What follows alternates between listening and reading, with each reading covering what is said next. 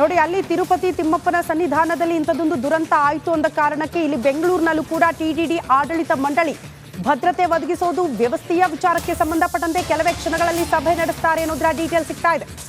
ಬೆಂಗಳೂರಿನ ಟಿಟಿಡಿ ದೇವಾಲಯದಲ್ಲೂ ಕೂಡ ಭದ್ರತೆಗೆ ಪ್ಲಾನ್ ಆಗಿದೆ ಅನ್ನೋದರ ಡೀಟೇಲ್ ಸಿಗ್ತಾ ಇದೆ. ಕೆಲವೇ ಕ್ಷಣಗಳಲ್ಲಿ ಪೊಲೀಸರ ಜೊತೆ ಆಡಳಿತ ಮಂಡಳಿಯ ಸಭೆ ಕೂಡ ಇದೆ ಅನ್ನೋದರ ಡೀಟೇಲ್ಸ್ ಇದು. ನಾಳೆ ವೈಕುಂಠ ಏಕಾದಶಿಯ ದರ್ಶನದ ಸಂದರ್ಭದಲ್ಲಿ ಭದ್ರತೆಯ ವಿಚಾರಕ್ಕೆ ಸಂಬಂಧಪಟ್ಟಂತೆ ಚರ್ಚೆ ಆಗುತ್ತಂತೆ.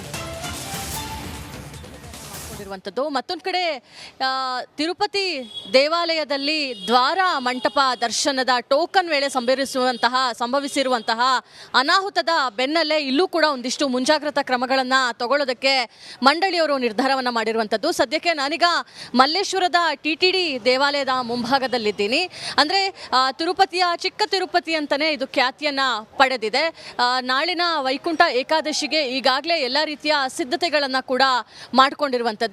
ನಾಳೆ ಸರಿಯಾಗಿ 3 ಗಂಟೆಯಿಂದ ದರ್ಶನಕ್ಕೆ ಅವಕಾಶವನ್ನ ಮಾಡಿಕೊಡಲಾಗುತ್ತೆ. 2 ಗಂಟೆ ಹೊತ್ತಿಗೆ ಟೋಕನ್ ವಿತರಣೆ ಮಾಡೋದಕ್ಕೂ ಕೂಡ ಈಗಾಗಲೇ ಸಿದ್ಧತೆಯನ್ನ ಮಾಡಿಕೊಳ್ಳಲಾಗಿದೆ.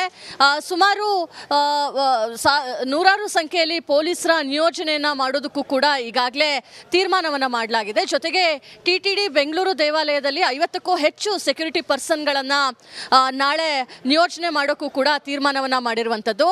ಬರುವಂತಹ ಭಕ್ತಾದಿಗಳು ಸರತಿ ಸಾಲಿನಲ್ಲಿ ಬರಬೇಕು ಅಂತ ಹೇಳಿ ಬ್ಯಾರಿಕೇಡ್ ವ್ಯವಸ್ಥೆಯನ್ನ ಮಾಡೋ ಮೂಲಕ ತುಂಬಾ ಸ್ಟ್ರಿಕ್ಟ್ ಆಗಿ ನಾಳೆ ಈ ಒಂದು ಕಾರ್ಯಕ್ರಮವನ್ನ ಮಾಡಬೇಕು ಅಂತಾನೂ ಹೇಳಿ ನಿರ್ಧಾರವನ್ನ ಮಾಡಲಾಗಿದೆ. ಅಂದ್ರೆ ಯಾವಾಗ ಟೋಕನ್ ತಿರುಪತಿಯಲ್ಲಿ ವಿತರಣೆ ಮಾಡುವಂತಹ ಸಂದರ್ಭದಲ್ಲಿ ನೂಕುನುಗ್ಗಲು ಉಂಟಾಗಿ ಕಾಲ್ತುಳಿತದಿಂದ 6 ಜನ ದುರ್ಮರಣವನ್ನ ಹೊಂದಿದ್ರು. ಅದರ ಬೆನ್ನಲ್ಲೇ ಇಲ್ಲೂ ಕೂಡ ಯಾವುದೇ ರೀತಿಯಾಗಿ ಅವ್ಯವಸ್ಥೆ ಆಗಬಾರ್ದು, ಅವಘಡಗಳು ಆಗಬಾರ್ದು ಅಂತ ಹೇಳಿ ಸ್ಟ್ರಿಕ್ಟ್ ಆಗಿ ಪೊಲೀಸ್ ಇಲಾಖೆಯಿಂದನೂ ಕೂಡ ಸೂಚನೆಯನ್ನ ಬಂದಿರುವಂಥದ್ದು. ಜೊತೆಗೆ ಇವತ್ತು ಮಧ್ಯಾಹ್ನ 12 ಗಂಟೆ ಹೊತ್ತಿಗೆ ಪೊಲೀಸರ ಜೊತೆ ಒಂದು ಸಭೆ ಕೂಡ ಇದೆ. ಸಭೆಯಲ್ಲಿ ಯಾವ ರೀತಿಯಾಗಿ ಈ ಪರ್ಸನಲ್ ಸೆಕ್ಯೂರಿಟಿ ಅವರನ್ನ ಹೇಗೆ ನಿಯೋಜನೆ ಮಾಡೋದು ಅನ್ನೋದ್ರ ಬಗ್ಗೆ ಕೂಡ ನಿರ್ಧಾರ ಮಾಡಲಾಗುತ್ತೆ. ನೀವು ನೋಡ್ಬೋದು, ಈಗಾಗಲೇ ಬ್ಯಾರಿಕೇಡ್ಗಳನ್ನು ಹಾಕಿ ಒಂದ್ ಕಡೆ ಬರುವಂಥದ್ದು ಒಂದ್ ಕಡೆ ಹೋಗೋದಕ್ಕೂ ಕೂಡ ಅವಕಾಶವನ್ನು ಮಾಡಲಾಗುತ್ತೆ. ನಾಳೆ ಈ ಸುತ್ತಮುತ್ತ ವೆಹಿಕಲ್ ಮೂವ್ಮೆಂಟ್ ಅನ್ನ ಕೂಡ ಬಂದ್ ಮಾಡಲಾಗುತ್ತೆ. ಬರುವಂತಹ ಭಕ್ತಾದಿಗಳು ಸರತಿ ಸಾಲಿನಲ್ಲಿ ನಿಂತು ದೇವರ ದರ್ಶನವನ್ನ ಪಡಿಬೇಕು. ಮಧ್ಯರಾತ್ರಿ 3 ಗಂಟೆಯಿಂದನೂ ಕೂಡ ನಾಳೆ ದರ್ಶನಕ್ಕೆ ವ್ಯವಸ್ಥೆಯನ್ನು ಮಾಡಿಕೊಡ್ಲಾಗುತ್ತೆ.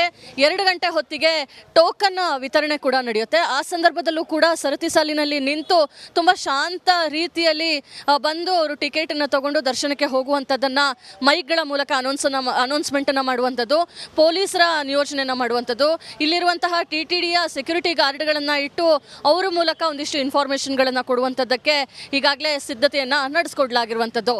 ಕ್ಯಾಮ್ರಾ ಪರ್ಸನ್ ಮಂಜುನಾಥ್ ಜೊತೆ ದೀಪ್ತಿ ತೋಡ್ಪಾಡಿ, ರಿಪಬ್ಲಿಕ್ ಕನ್ನಡ, ಬೆಂಗಳೂರು.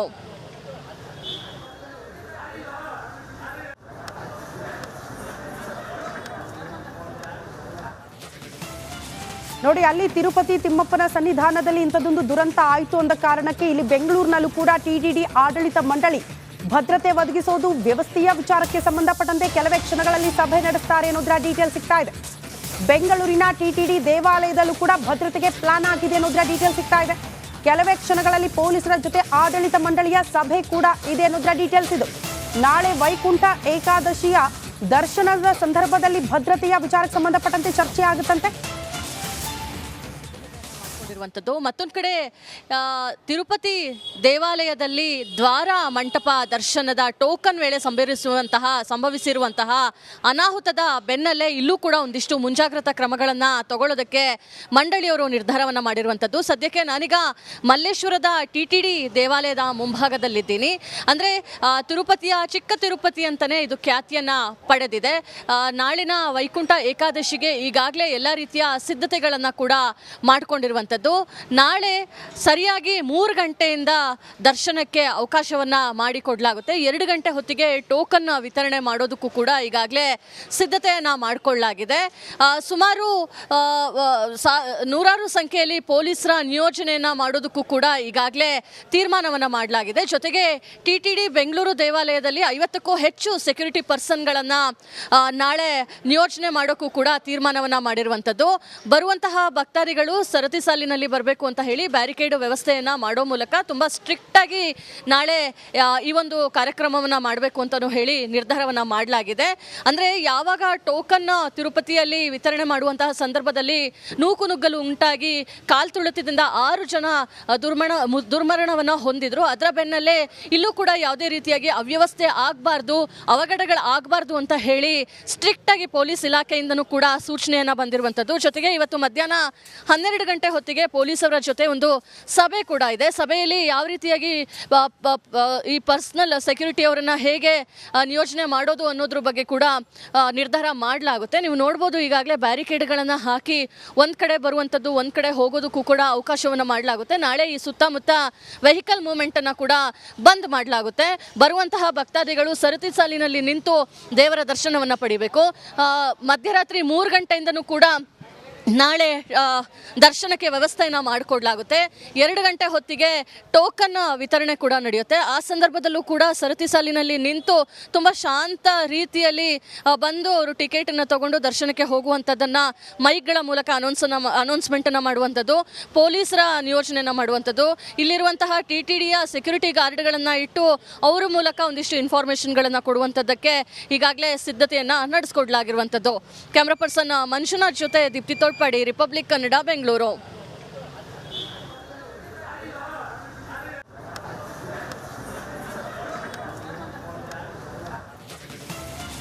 ನೋಡಿ, ಅಲ್ಲಿ ತಿರುಪತಿ ತಿಮ್ಮಪ್ಪನ ಸನ್ನಿಧಾನದಲ್ಲಿ ಇಂಥದ್ದೊಂದು ದುರಂತ ಆಯಿತು ಅಂದ ಕಾರಣಕ್ಕೆ ಇಲ್ಲಿ ಬೆಂಗಳೂರಿನಲ್ಲೂ ಕೂಡ TTD ಆಡಳಿತ ಮಂಡಳಿ ಭದ್ರತೆ ಒದಗಿಸೋದು ವ್ಯವಸ್ಥೆಯ ವಿಚಾರಕ್ಕೆ ಸಂಬಂಧಪಟ್ಟಂತೆ ಕೆಲವೇ ಕ್ಷಣಗಳಲ್ಲಿ ಸಭೆ ನಡೆಸ್ತಾರೆ ಅನ್ನೋದರ ಡೀಟೇಲ್ ಸಿಗ್ತಾ ಇದೆ. ಬೆಂಗಳೂರಿನ TTD ದೇವಾಲಯದಲ್ಲೂ ಕೂಡ ಭದ್ರತೆಗೆ ಪ್ಲಾನ್ ಆಗಿದೆ ಅನ್ನೋದರ ಡೀಟೇಲ್ ಸಿಗ್ತಾ ಇದೆ. ಕೆಲವೇ ಕ್ಷಣಗಳಲ್ಲಿ ಪೊಲೀಸರ ಜೊತೆ ಆಡಳಿತ ಮಂಡಳಿಯ ಸಭೆ ಕೂಡ ಇದೆ ಅನ್ನೋದರ ಡೀಟೇಲ್ಸ್ ಇದು. ನಾಳೆ ವೈಕುಂಠ ಏಕಾದಶಿಯ ದರ್ಶನದ ಸಂದರ್ಭದಲ್ಲಿ ಭದ್ರತೆಯ ವಿಚಾರಕ್ಕೆ ಸಂಬಂಧಪಟ್ಟಂತೆ ಚರ್ಚೆ ಆಗುತ್ತಂತೆ. ಮತ್ತೊಂದು ಕಡೆ ತಿರುಪತಿ ದೇವಾಲಯದಲ್ಲಿ ದ್ವಾರ ಮಂಟಪ ದರ್ಶನದ ಟೋಕನ್ ವೇಳೆ ಸಂಭವಿಸಿರುವಂತಹ ಅನಾಹುತದ ಬೆನ್ನಲ್ಲೇ ಇಲ್ಲೂ ಕೂಡ ಒಂದಿಷ್ಟು ಮುಂಜಾಗ್ರತಾ ಕ್ರಮಗಳನ್ನು ತಗೊಳ್ಳೋದಕ್ಕೆ ಮಂಡಳಿಯವರು ನಿರ್ಧಾರವನ್ನು ಮಾಡಿರುವಂಥದ್ದು. ಸದ್ಯಕ್ಕೆ ನಾನೀಗ ಮಲ್ಲೇಶ್ವರದ TTD ದೇವಾಲಯದ ಮುಂಭಾಗದಲ್ಲಿದ್ದೀನಿ. ಅಂದರೆ ತಿರುಪತಿಯ ಚಿಕ್ಕ ತಿರುಪತಿ ಅಂತಲೇ ಇದು ಖ್ಯಾತಿಯನ್ನು ಪಡೆದಿದೆ. ನಾಳಿನ ವೈಕುಂಠ ಏಕಾದಶಿಗೆ ಈಗಾಗಲೇ ಎಲ್ಲ ರೀತಿಯ ಸಿದ್ಧತೆಗಳನ್ನು ಕೂಡ ಮಾಡಿಕೊಂಡಿರುವಂಥದ್ದು. ನಾಳೆ ಸರಿಯಾಗಿ 3 ಗಂಟೆಯಿಂದ ದರ್ಶನಕ್ಕೆ ಅವಕಾಶವನ್ನ ಮಾಡಿಕೊಡ್ಲಾಗುತ್ತೆ. 2 ಗಂಟೆ ಹೊತ್ತಿಗೆ ಟೋಕನ್ ವಿತರಣೆ ಮಾಡೋದಕ್ಕೂ ಕೂಡ ಈಗಾಗಲೇ ಸಿದ್ಧತೆಯನ್ನ ಮಾಡಿಕೊಳ್ಳಲಾಗಿದೆ. ಸುಮಾರು ನೂರಾರು ಸಂಖ್ಯೆಯಲ್ಲಿ ಪೊಲೀಸರ ನಿಯೋಜನೆಯನ್ನ ಮಾಡೋದಕ್ಕೂ ಕೂಡ ಈಗಾಗಲೇ ತೀರ್ಮಾನವನ್ನ ಮಾಡಲಾಗಿದೆ. ಜೊತೆಗೆ TTD ಬೆಂಗಳೂರು ದೇವಾಲಯದಲ್ಲಿ 50ಕ್ಕೂ ಹೆಚ್ಚು ಸೆಕ್ಯೂರಿಟಿ ಪರ್ಸನ್ಗಳನ್ನ ನಾಳೆ ನಿಯೋಜನೆ ಮಾಡೋಕ್ಕೂ ಕೂಡ ತೀರ್ಮಾನವನ್ನ ಮಾಡಿರುವಂಥದ್ದು.